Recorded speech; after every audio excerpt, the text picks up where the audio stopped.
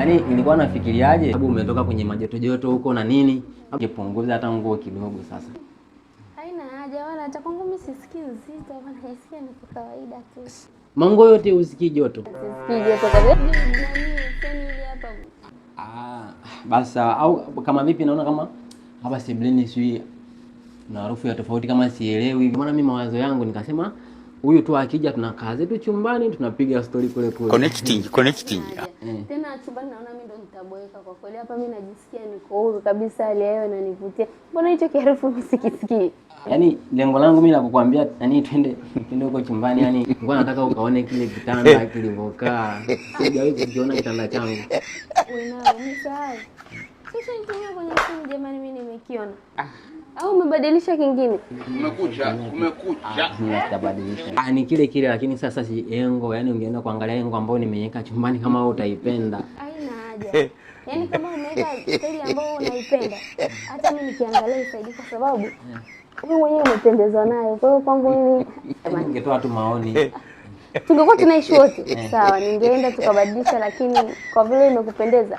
Haina haja. Basi tuachane na mambo ya chumbani. Tufanyie tu hata hapa basi kama nani tufanyie. Tufanye nini sasa? Au basi kama ndio hivyo.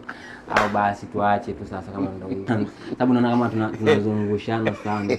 Mbona zunguka mara twende chumbani maana hebu funguka kwa mwazi, usingate maneno.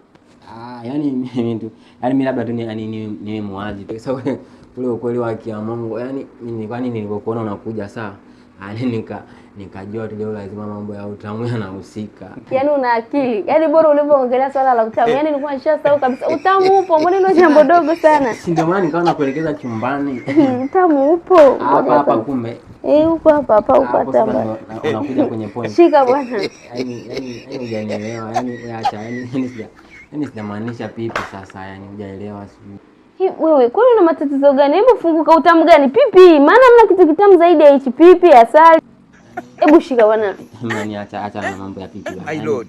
Labda tu sasa niongee ukweli kutoka moyoni. Yaani unampa kabisa haya kiamu. Mimi nilikuwa nataka tendo la ndoa. Tendo la ndoa? Kwa nini mimi nayo na ndoa? Kumbe sio wana ndoa au basi tuachane nayo sasa, maana naona kama tunazungushana sana. Funguka basi. Mimi nimeshafunguka, wewe ndio hujafunguka. Yaani nifunguke wapi jamani? Mbona nishafunguka wapi? Nijifunge sasa. Maana naona kama sina kukuelekeza. Au tungeenda nikusindikize sasa, nikusindikize. Haina ubaya. Hapo utakuwa kama ushamaliza basi utanitia.